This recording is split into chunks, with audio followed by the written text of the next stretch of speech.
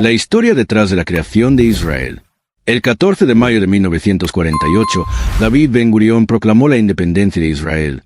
Si bien ya existía entonces una población que había vivido en esta región, Palestina, durante siglos. Por encontrarse en el origen de las tres religiones monoteístas, hay una región en Oriente Medio que ha sido el escenario de mitos y leyendas fascinantes, pero también de los conflictos más atroces. El territorio comprendido entre el río Jordán y el mar Mediterráneo donde se encuentra Jerusalén es, para los cristianos, la cuna del cristianismo, para los judíos, la tierra prometida, y para los musulmanes, el lugar desde el cual Mahoma ascendió a los cielos. La inestabilidad del territorio. Sin embargo, no solo está relacionada con lo determinado por los textos sagrados, sino también con una serie de decisiones políticas que han ido definiendo, en función de acontecimientos como la Primera y la Segunda Guerra Mundial, a quien pertenece la también conocida como Tierra Santa. Así, el 14 de mayo de 1948, el sionista David Ben-Gurión proclamó la independencia de Israel en ese territorio, si bien ya existía entonces una población que había vivido en esta región, Palestina, durante siglos. Y aunque la creación de un Estado judío prometía resolver los problemas que enfrentaba la diáspora en una Europa antisemítica, lo cierto es que condujo al inicio de una cruel guerra que continúa viva a día de hoy. ¿Cuándo nació el Estado de Israel? Una idea gestada durante siglos.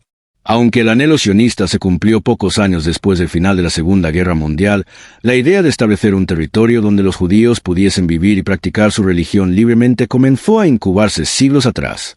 Y una de las principales causas de que esto ocurriese fue el antisemitismo europeo, que al contrario de lo que se suele pensar por la proximidad de fechas, no comenzó con la llegada al poder del Partido Nacionalsocialista Obrero Alemán de Adolf Hitler. Las manifestaciones de rechazo hacia los fieles de la Torá se remontan a la Edad Media, cuando fueron perseguidos y expulsados de reinos como Inglaterra, 1290, Francia, 1394 o España, 1492. En ese contexto general de aversión, se fue desarrollando en Europa un movimiento denominado sionista, que empezó a tomar fuerza durante el siglo XIX. Con Theodor Herzl como líder, esta corriente abogaba por el establecimiento de un Estado judío en Palestina como solución al antisemitismo. Y es que Herzl estaba seguro, tal y como proponía en su libro El Estado Judío, de que la integración de los judíos en la sociedad cristiana era imposible.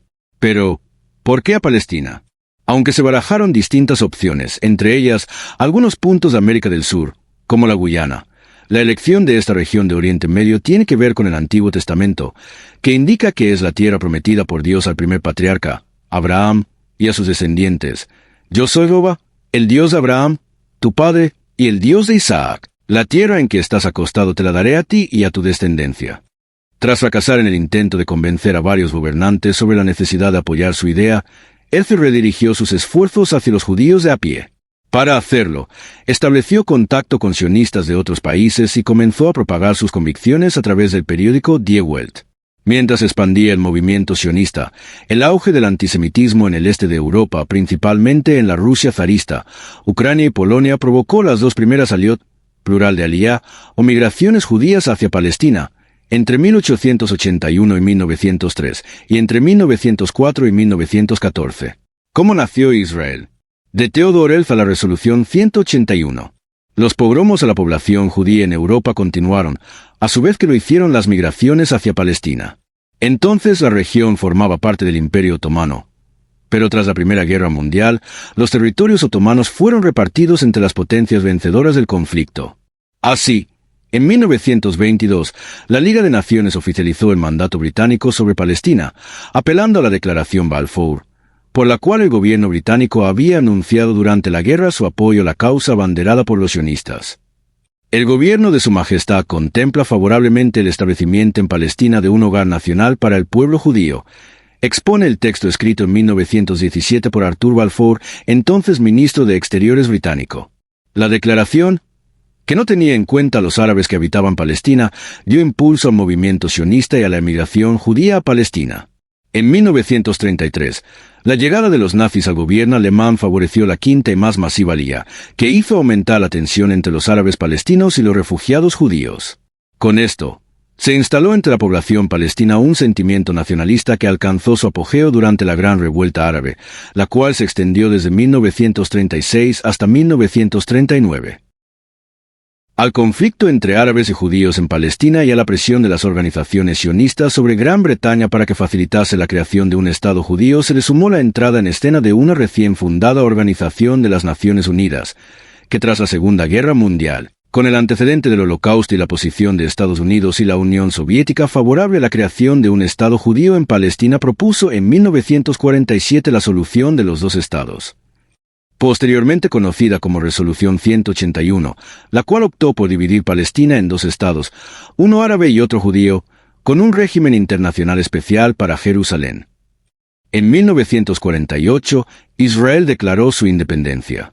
Y ese mismo día, los ejércitos de los países árabes vecinos atacaron el nuevo Estado judío y dieron comienzo a la Primera Guerra Árabe-Israelí. El 15 de mayo, es decir, un día más tarde, el Imperio Británico declaró la expiración del mandato y se retiró oficialmente de Palestina. Pero esa no fue la única consecuencia del conflicto, que duró 1 año y 2 meses, aproximadamente, la que fue la Guerra de Liberación para los israelíes y la Nakba, tragedia. Para los palestinos terminó con la victoria de los primeros, lo que condujo al desplazamiento de más de 700.000 refugiados palestinos hacia las zonas que les fueron concedidas, la Franja de Gaza y Cisjordania, y hacia otros países árabes como Siria o el Líbano. Con esto, y a pesar de los múltiples intentos por establecer la paz en la región, este acontecimiento plantó la semilla de un conflicto que sigue vigente a día de hoy y que registra un enfrentamiento en la actualidad. El pasado 7 de octubre de 2023, tras cumplirse 50 años de la guerra del Yom Kippur, la organización islamista palestina Hamás atacó por sorpresa a Israel desde la Franja de Gaza, lo que llevó a una dura represalia por parte de las Fuerzas Armadas de Israel. La Guerra de Independencia de 1948. Inmediatamente a la declaración del Estado de Israel, Egipto, Siria, Transjordania, Irak y el Líbano invadieron al nuevo país. En una cruenta y desesperada guerra caracterizada por el uso de armamento improvisado y tácticas hábiles, los judíos pudieron repeler el ataque árabe e inclusive avanzaron ocupando nuevos territorios. Un alto al fuego fue firmado por ambos bandos, estableciéndose que los territorios ocupados permanecerían en poder de Israel. Como resultado de esta guerra, Israel ocupó el territorio que le había asignado las Naciones Unidas, más una buena parte del territorio asignado a los árabes y la parte occidental de Jerusalén. Israel aumentó su territorio en casi un 50%. Quedaron en manos de los árabes la zona occidental del Jordán, conocida como Cisjordania después de la anexión jordana, ocupada por Transjordania, y la Franja de Gaza, ocupada por Egipto. En 1949, bajo los auspicios de las Naciones Unidas, se firmaron 4 armisticios en Rodas, Grecia, entre Israel y Egipto, Jordania, Siria y Líbano, pero estos en la práctica nunca llegaron a solucionar el problema de Palestina y la violencia en esta región continúa hasta nuestros días. La guerra trajo la creación de una masa de 710.000 refugiados árabes y unos 800.000 refugiados judíos. Estos últimos se refieren a aquellos judíos que fueron obligados a abandonar los países árabes donde residían. El 5 de julio de 1950, Israel promulgó la Ley del Retorno, una ley que otorgaba a los judíos residentes en cualquier parte del mundo el derecho de emigrar a Israel, si bien la inmigración masiva había ya comenzado anteriormente. De hecho, más de 250.000 judíos supervivientes del Holocausto emigraron a Israel. La operación Alfombra Mágica condujo a miles de migrantes yemenitas a Israel. La Guerra de Suez. La llegada de Gamal Abdel Nasser al poder en Egipto en 1952 significó un acercamiento de su país con los Estados Unidos. Además, el Reino Unido aceptó inicialmente retirarse del Canal de Suez. Estos hechos preocuparon a algunos líderes militares israelíes, por lo que se elaboró la Operación Susana, una campaña de atentados terroristas menores contra blancos británicos y estadounidenses cuyo objetivo sería deteriorar las relaciones entre estos países y el Egipto de Nasser. No obstante, la operación fue descubierta y las relaciones entre las naciones implicadas se deterioraron. El escándalo, conocido como el Asunto Labón, obligó al ministro de Defensa israelí Pinhas Labón a renunciar, siendo reemplazado por David Ben-Gurión, aunque Labón siempre proclamó su desconocimiento de la operación. En 1956 el conflicto entre Egipto e Israel se agudizó, siendo frecuentes las incursiones de guerrillas egipcias en territorio de Israel, a las cuales este país respondía a su vez penetrando en territorio egipcio. El 26 de julio de 1956, Nasser nacionalizó el Canal de Suez, y poco después Egipto bloqueó el Golfo de Aqaba y cerró el canal a los buques que traían provisiones para Israel. El bloqueo parcial de Israel y la nacionalización del canal molestaron a los gobiernos del Reino Unido y Francia, hasta entonces los países que controlaban dicho canal. En respuesta a esta acción, estos dos países llegaron a un acuerdo secreto con Israel para recuperar el canal por acción militar. Según este acuerdo, que no fue oficialmente reconocido sino años después, Israel invadió la Franja de Gaza y la península del Sinaí en octubre de 1956. Las fuerzas israelíes llegaron a ocupar el canal y los franceses y británicos llegaron inmediatamente bajo el pretexto de restablecer el orden. Las fuerzas egipcias poco pudieron hacer para evitar la captura del Sinaí por Israel y la toma de Puerto Said por paracaidistas europeos. En 1957, las dos superpotencias de la Guerra Fría, la Unión Soviética y los Estados Unidos, manifestaron su rechazo a la invasión parcial de Egipto, por lo que las tropas que ocuparon el canal se vieron obligadas a abandonarlo bajo la presión económica del coloso americano, quien había llevado al Consejo de Seguridad una resolución que pedía la retirada israelí. Las Naciones Unidas intervinieron con presencia militar a fin de mantener la paz en el canal. No obstante, a pesar de que Nasser logró conservar el canal y redujo la influencia británica en su país, solamente la inesperada intervención estadounidense lo salvó de una derrota militar y política total. Por otro lado, en Israel, la opinión popular fue mixta, ya que quedó demostrado que en caso de futuros roces con Egipto, su país podría obtener la victoria con relativa facilidad. En efecto, no pasaría poco tiempo para que los ejércitos de Egipto e Israel volviesen a entrar en combate. La Guerra de Suez. La llegada de Gamal Abdel Nasser al poder en Egipto en 1952 significó un acercamiento de su país con los Estados Unidos. Además, el Reino Unido aceptó inicialmente retirarse del Canal de Suez. Estos hechos preocuparon a algunos líderes militares israelíes, por lo que se elaboró la Operación Susana, una campaña de atentados terroristas menores contra blancos británicos y estadounidenses cuyo objetivo sería deteriorar las relaciones entre estos países y el Egipto de Nasser. No obstante, la operación fue descubierta y las relaciones entre las naciones implicadas se deterioraron. El escándalo, conocido como el Asunto Labón, obligó al ministro de Defensa israelí Pinhas Labón a renunciar, siendo reemplazado por David Ben Gurión, aunque Labón siempre proclamó su desconocimiento de la operación. En 1956 el conflicto entre Egipto e Israel se agudizó, siendo frecuentes las incursiones de guerrillas egipcias en territorio de Israel, a las cuales este país respondía a su vez penetrando en territorio egipcio. El 26 de julio de 1956, Nasser nacionalizó el Canal de Suez, y poco después Egipto bloqueó el Golfo de Aqaba y cerró el canal a los buques que traían provisiones para Israel. El bloqueo parcial de Israel y la nacionalización del canal molestaron a los gobiernos del Reino Unido y Francia, hasta entonces los países que controlaban dicho canal. En respuesta a esta acción, estos dos países llegaron a un acuerdo secreto con Israel para recuperar el canal por acción militar. Según este acuerdo, que no fue oficialmente reconocido sino años después, Israel invadió la Franja de Gaza y la península del Sinaí en octubre de 1956. Las fuerzas israelíes llegaron a ocupar el canal y los franceses y británicos llegaron inmediatamente bajo el pretexto de restablecer el orden. Las fuerzas egipcias poco pudieron hacer para evitar la captura del Sinaí por Israel y la toma de Puerto Said por paracaidistas europeos. En 1957, las dos superpotencias de la Guerra Fría, la Unión Soviética y los Estados Unidos, manifestaron su rechazo a la invasión parcial de Egipto, por lo que las tropas que ocuparon el canal se vieron obligadas a abandonarlo bajo la presión económica del coloso americano, quien había llevado al Consejo de Seguridad una resolución que pedía la retirada israelí.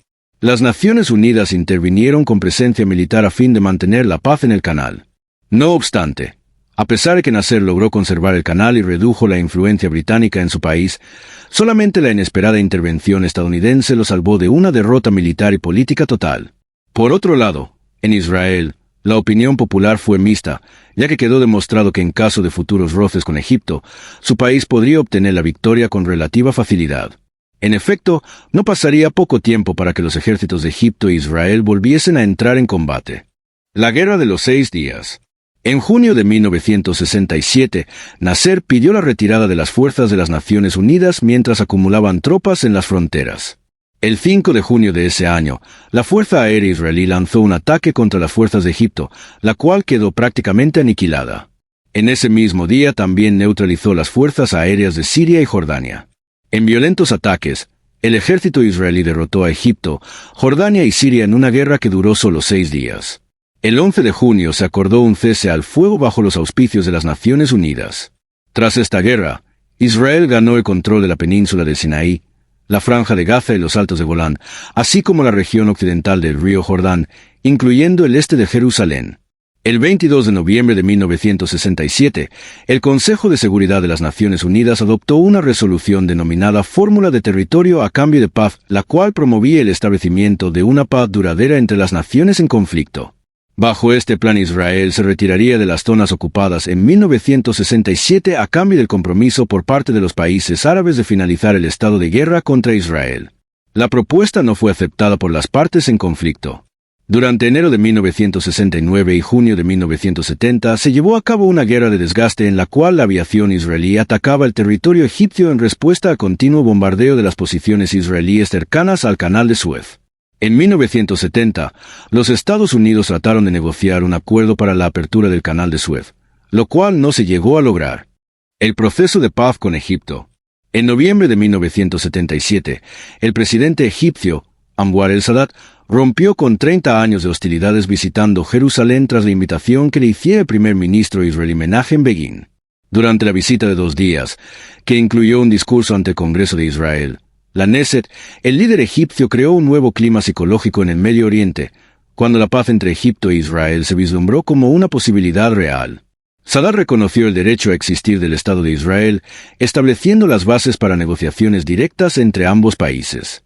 En septiembre de 1978, el presidente de Estados Unidos, Jimmy Carter, se reunió con el primer ministro israelí, Begin, y acordaron un plan de paz entre Egipto e Israel, que podría ser extensivo a otros países en el Medio Oriente, estableciendo principios de negociación entre Israel y estos países. También se delineó el plan de un régimen temporal de gobierno para la zona de Gaza y Cisjordania, con miras a otorgar la autonomía total para los palestinos residentes en estos territorios. El tratado se firmó el 26 de marzo de 1979, participando Sadat, Begin y Carter. Bajo este tratado, Israel devolvió el Sinaí a Egipto en abril de 1982, al igual que la zona ocupada en el Golfo de Aqaba. La Liga Árabe reaccionó negativamente a este tratado, expulsando a Egipto de su organización y trasladando la sede de la Liga de El Cairo a Túnez. Sadat fue posteriormente asesinado por miembros del ejército egipcio opuestos a la paz con Israel. Protestas por condiciones de vida.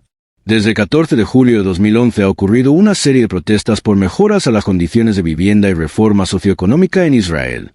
Lo que comenzó como una simple protesta de una joven de 25 años llamada Daphne Leaf por el alto costo de su apartamento, montó una caseta de campaña en Tel Aviv y organizó un grupo por Facebook de protesta, que fue acrecentándose. Varias organizaciones estudiantiles y grupos sociales le fueron añadiendo hasta que ha logrado agrupar a miles de personas en protesta por los altos costos de vida en el país, logrando hacer paralizaciones tanto en Tel Aviv como en Jerusalén.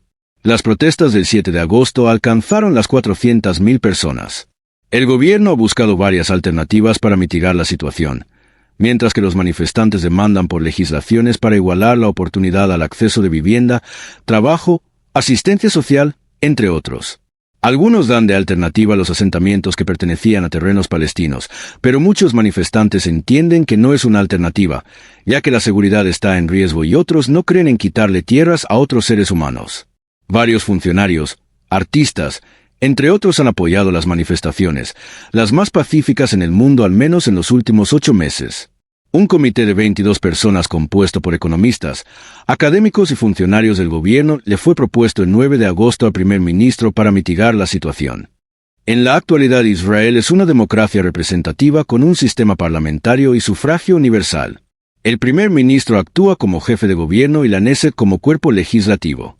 En términos de Producto Interior Bruto, su economía está situada en el puesto 26º y en el puesto 16º en PIB per cápita según el Fondo Monetario Internacional. Israel ocupa el puesto más alto en Oriente Medio en los índices de desarrollo humano, nivel de vida, riqueza media por adulto y esperanza de vida. En 2021 es el país más desarrollado de Oriente Medio y uno de los más desarrollados del mundo, siendo también uno de los más avanzados y tecnológicos del mundo. Israel es el tercer país más rico de Asia por PIB nominal per cápita y por riqueza media por adulto. También ocupa el 4º lugar en el índice de felicidad. Si este video te gustó, no olvides dejar tu like, compartir y dejarnos en los comentarios tu opinión sobre este país. Nos vemos en el próximo documental.